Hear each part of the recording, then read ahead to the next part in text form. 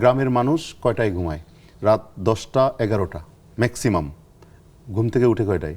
ভোর 5টায়।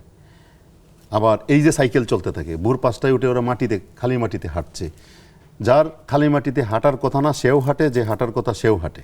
খাচ্ছে কি?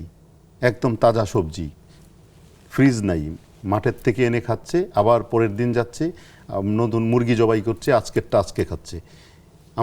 আমরা এই খাবারগুলি পাই না। এই খাবারগুলি কমে যাওয়া এবং অতিরিক্ত রাত জাগা, যদিও এই বদ অভ্যাস আমার, অতিরিক্ত রাত জাগা এবং এই যে জিনিসগুলি, এই খাদ্য অভ্যাসের কারণে মানুষ আস্তে আস্তে ধীরে ধীরে বিভিন্ন রকমের কমপ্লিকেশনের, শুধু বন্ধ্যাত্ব না, অন্যান্য সকল ধরনের ইনফার্টিলিটি না, ইনফার্টিলিটি না তো শুধু এইটা না, আরো অনেক ধরনের। যেমন স্ক্রিন টাইম আজকাল বেশি হচ্ছে, বাচ্চারা দেখেন স্ক্রিনের সামনে নিয়ে বসে আছে। এই সময়গুলি এখানে যাওয়ার ফলে বিভিন্ন রকমের কমপ্লিকেশন সৃষ্টি হচ্ছে।